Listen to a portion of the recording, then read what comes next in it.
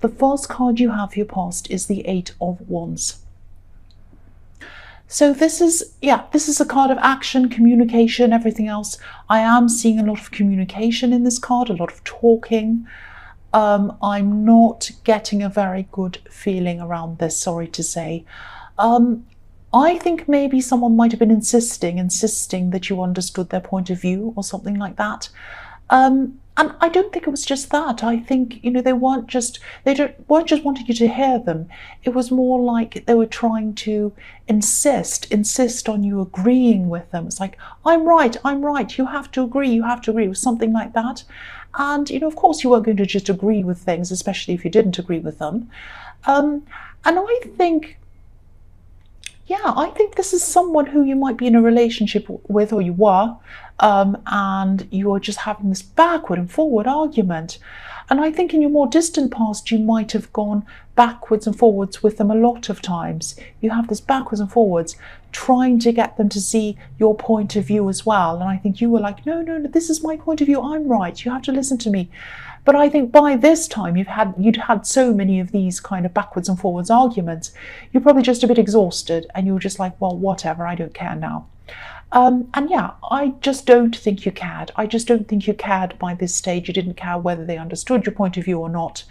I think it just got to the stage where you just felt as if, there was just nothing either of you could say that would make you feel any different or that. It was like, they're where they are, you're where you are, and you don't even care whether they agree or not.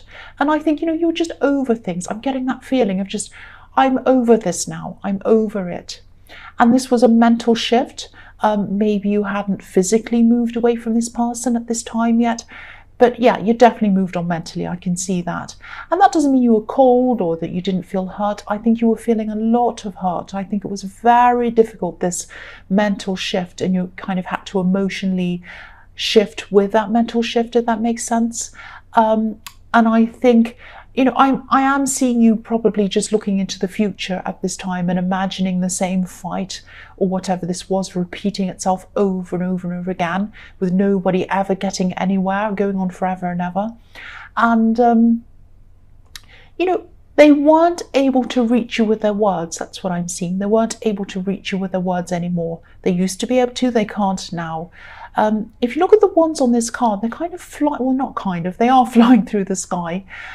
And there's a little house on this card, just at the bottom on the left-hand side. It's tiny, up on a hill. It's a home. And I think you used to be this person's home. You used to be home for them. That's what you used to represent to them. But now their wands aren't reaching you. Their words are not reaching home. They're not reaching you. They're going over you. They're going all over the place, but they're not reaching you. You just do not want to be there anymore. You are not going to sit there and have their words come to you anymore, because they don't mean anything anymore to you. I know that sounds hard. That's what I'm seeing. The next card you have for your past is the Two of Pentacles. Yeah. Again, this is going backwards and forwards in this conversation and getting really, really tired of it and fed up with it. I think some of this conversation might have happened over text or maybe messages on social media. I think part of it was face-to-face, but I think part of it wasn't, because there aren't any people in the Eight of Wands. So these are just wands, messages going backwards and forwards. And yeah, this card is about this conversation, again, going backwards and forwards. And I think after a while, you just thought something like, who cares what they think of me? Who cares if they understand or agree or whatever? What's the point? I don't care. And again, you have a history of these kinds of clashes with them. I'm just looking at the two ships behind this man on this kind of rocky sea, and they're about to crash. And, you were just tired of crashing. You were tired of this crashing, juggling like this man, trying to keep this connection going. You'd already put so much work into this, I think, and you're just exhausted. You were putting a lot of work in, trying to kind of appease them and all of this. Not now, but I think in your past, you're always kind of there to kind of listen to what they had to say and kind of appease this person. But they weren't listening to what you had to say. They really were not. And so this is what I'm seeing, this kind of one-sided thing, and you just had enough of it. Two people have to work at things, not just one. Look at how imbalanced this card is. That's another thing that this card's about. So I think, your life was imbalanced with this person, and it was just time for you to get that balance back for yourself. Now, this is what you had to do, but of course, yeah, it hurt. Of course it hurt. Of course it did. So the last card you have for your past is the Ace of Swords. So yeah, this is the clarity card. This is what you're getting. You're getting clarity. You're seeing clarity. It was like, I've come to the realization that there's no point in even having a conversation. That's it. There's no point. And I think, yeah, I think you might have been trying to deliberately get some clarity for yourself as well. By that I mean you were trying to be by yourself. I think you were trying to, I don't know if you lived with this person, you might have been going into your own room, into a separate room, or you might have been moving out physically. I don't know if you'd actually properly moved out physically. I don't even know if you're living with this person, but if you were, that might have been what was happening.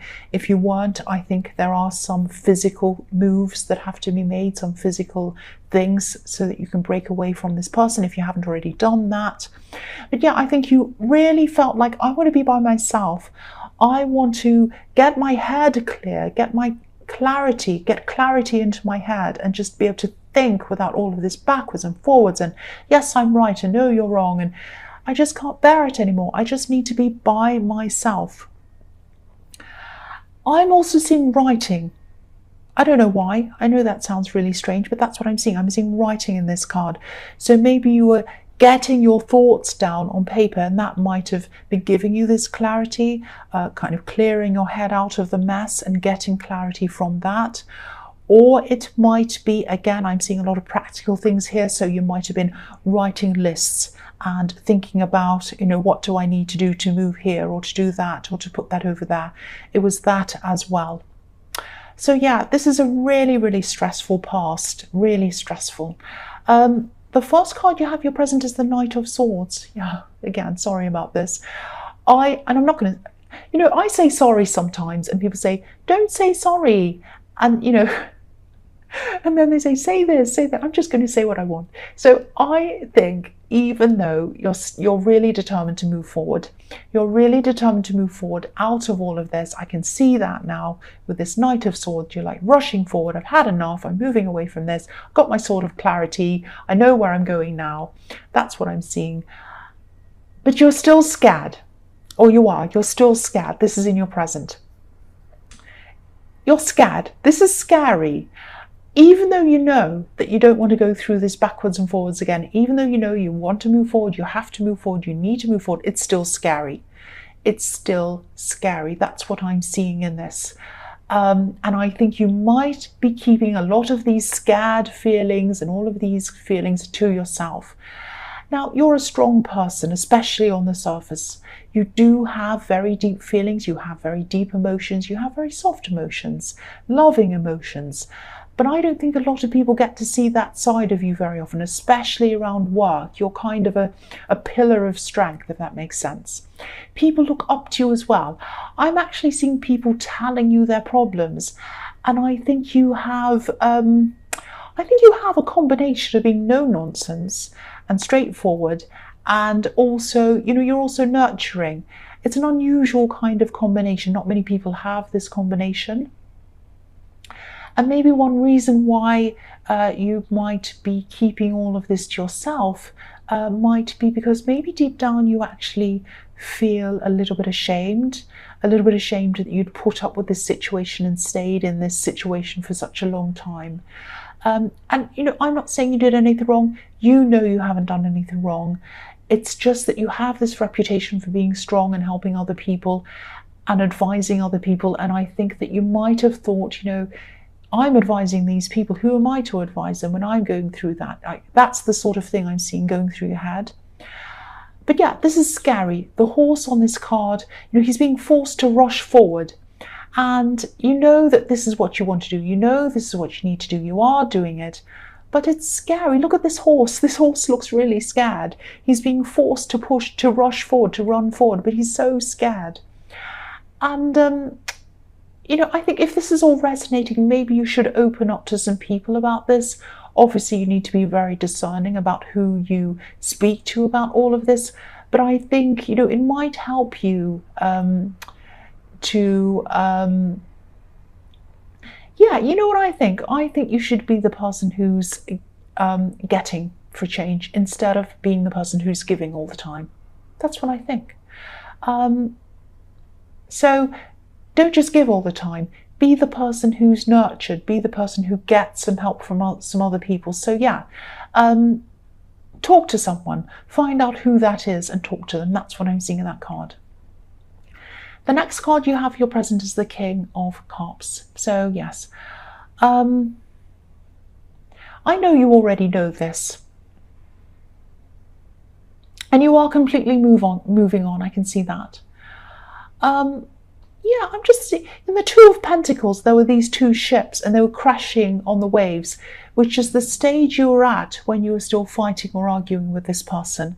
But in this card, there's a ship by itself and it's sailing away behind this king. It's almost off the edge of this card. It's sort of sailing off the card. And I think this person who you're moving on from still feels a lot of emotion around this, but they're not showing it. This king's notoriously poker-faced. He doesn't like to show his emotions. And maybe this is just how they're coping. And you're coping in your way as well. You're struggling to open up to people. I can see that as well. But the other thing I'm seeing here is, yeah, I think this person might have been maybe not hiding things. Maybe they were, but maybe they had their eyes on some other people apart from you. I'm not seeing them acting on anything, but this king's eyes look as if they're really kind of moving from side to side when I'm looking at this. And sometimes when people are really, really insistent on you believing them, which is what I'm seeing happening in the Eight of Wands, it's because they're hiding something. If they're so insistent, believe me, believe me, believe me, I swear this, please, but you've got to believe. Sometimes this means that they are actually hiding something. Sometimes the more people protest, the more they're hiding. Not always, but sometimes. I'm not saying that this is definitely what's happening and that I know this is what's happening, but this is what I'm seeing here. I am seeing that. There might have been a few other problems around this connection that you weren't aware of. They might have been talking to other people.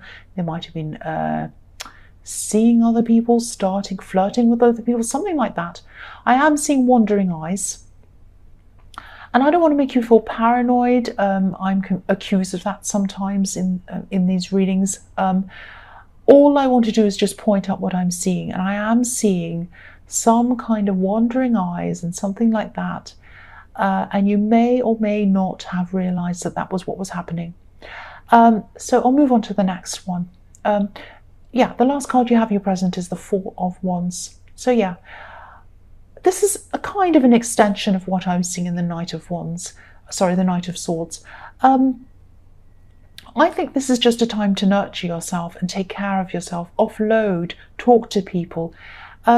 This card can be about, well, it can be about a lot of things. It can be about marriage, it can be about family, celebrations, feeling welcome. It's a really, really positive card, obviously. I think this might be a message to you again, just to go somewhere where you feel comfortable and welcome, somewhere where you can just offload without having to worry about what people think of you. And, you know, somewhere where you can just do things like wrap yourself in a blanket on the sofa and just be around people who care about you and love you unconditionally. And I said this before, you need to be a taker for a while instead of always being the giver. And you're the strong one, and you have to kind of relax and stop being the strong one for a while.